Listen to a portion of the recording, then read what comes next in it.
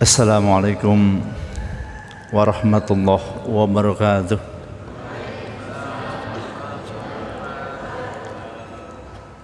Alhamdulillahilladzi arsala rasulahu bil huda wa dinil haqq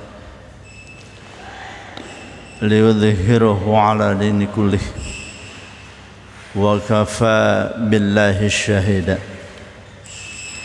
Asyhadu an la ilaha illallah wa asyhadu anna Muhammadan abduhu wa rasuluh.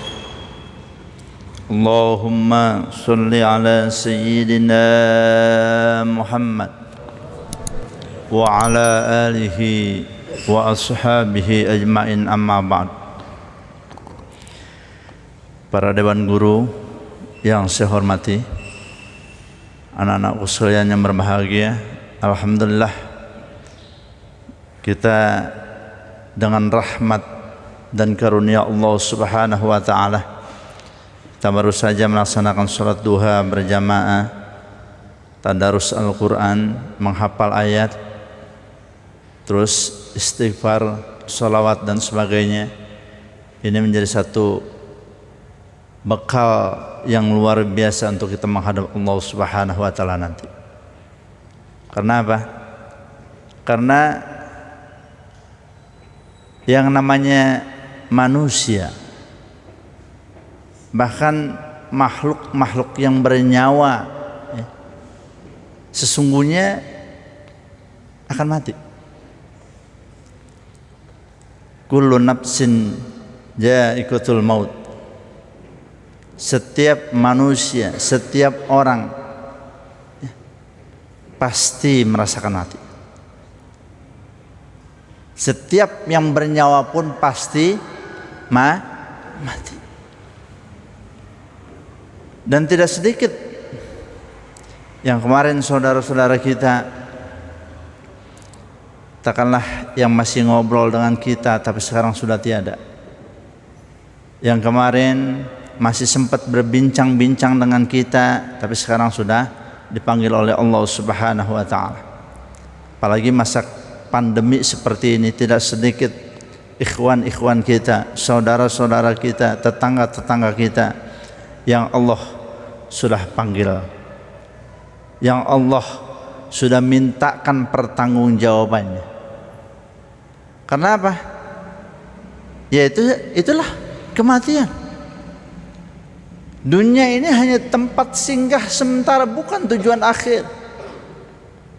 Bukankah Imam Ghazali pernah mengatakan gitu? Al-mautu babu wa kullun nasi dakhilun wa qabrun nasi wa kullun nasi sakinah. Maut merupakan pintu yang setiap orang pasti melewatinya, dan kuburan itu merupakan rumah yang setiap insan pasti menempatinya. Jadi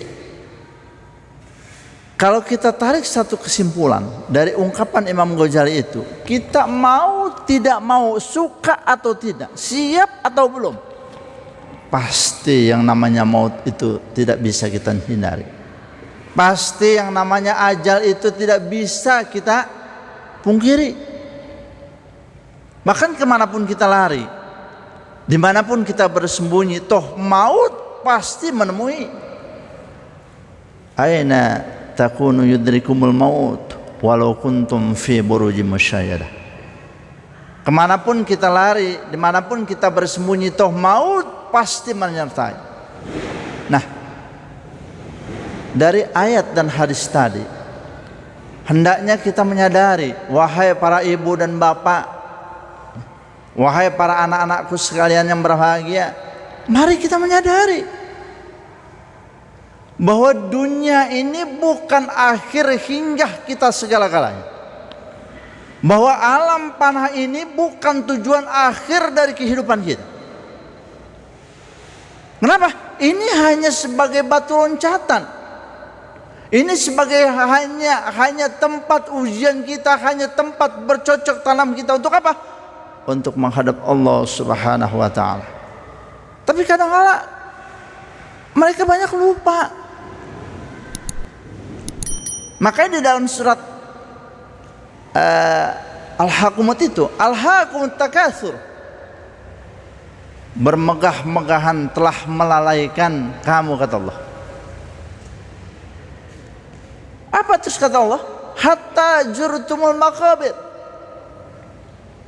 sehingga kamu masuk ke dalam kubur baru sadar bahwa dunia ini sementara, bahwa dunia ini alam yang fana.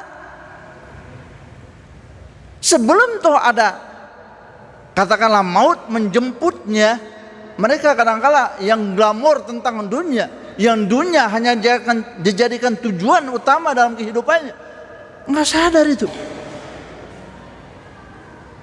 Mereka lalai.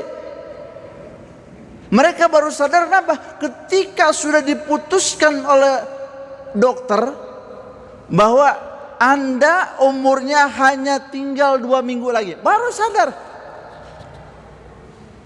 Baru apa yang diperoleh selama ini tidak berguna itu.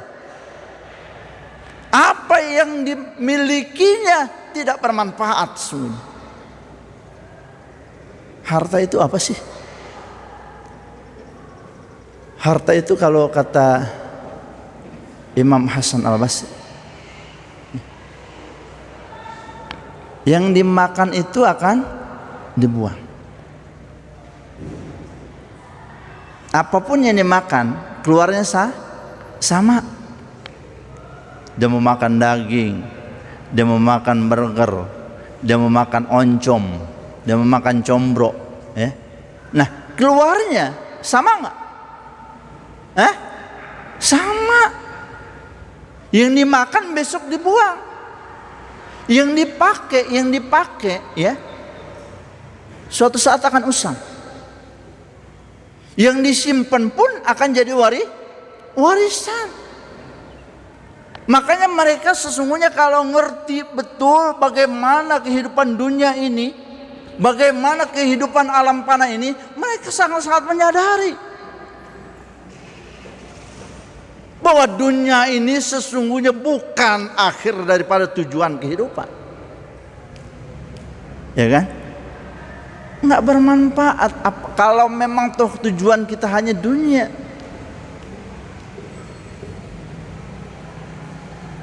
Dan justru orang sangat-sangat merugi, amat sangat merugi ketika orang di dunia ini dijadikan tujuan akhir dari kehidupannya. Apa yang didapatkan? Coba. Apa yang didapatkan? Harta akan ditinggali.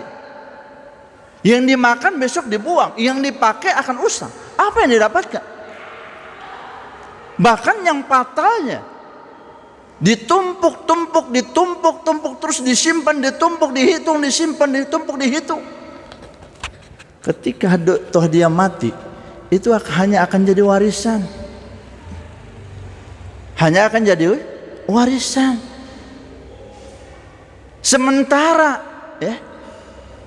Sementara yang diwarisi belum tentu dia amanah. Anak yang ditinggali harta belum tentu dia amanah menjaganya. Kalau anak yang soleh, ya, mungkin harta itu dipergunakan untuk apa? Di jalan Allah, diimpakkan untuk pahalanya ditujukan pada kedua orang tuanya. Tapi kalau anak yang salah, harta itu dibuat poya-poya, apa nggak semakin keblangsak orang tuanya dalam kubur itu? Ingat, yang namanya harta itu, ya, itu ditanya depan belakang. Depannya ditanya dari mana didapatkan dan kemana dibelanjakan. Itu berbahaya. Sementara yang dicari itu hanya menjadi warisan. Makanya kalau orang yang pelit, orang yang bahil, buntut gasiran pantat kutilang itu, hartanya dibawa mati. Dan itu yang benar. Bagaimana harta itu bisa dibawa mati? Harta yang dibawa mati itu harta yang diimpakkan ketika atau dia mendapatkan di dunia ini. Harta itu disimpan disimpan untuk diimpakkan melalui masjid, Ya. Terus apa lagi? Bangunan-bangunan jalan termasuknya. Terus juga termasuk untuk apa? Kalian kan ini gratis semua.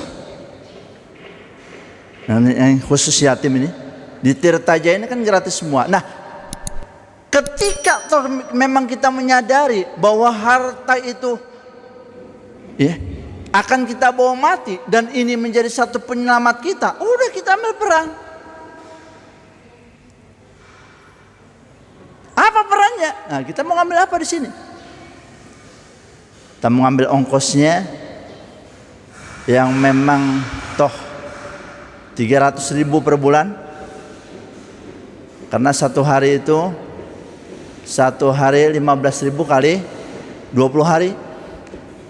Atau kita ngambil uang jajannya yang 7.000 per hari kali 20 hari 140.000, atau yang lainnya. Ini ladang kita, ya, ladang amal kita mereka ini. Yang insya Allah, ya, SMP dan SMK Tirta Jaya sebagai wadahnya. Kalau kita menyadari tentang bahwa kematian tidak bisa kita pungkiri, kalau kita ngerti betul bahwa maut akan datang menemui kita, ajal akan mendatangi kita, mari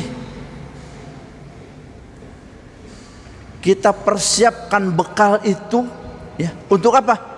Untuk menghadap Allah Subhanahu wa taala. Apalagi kita ngerti dan kita tahu bahwa pintu-pintu surga itu ada 8 pintu.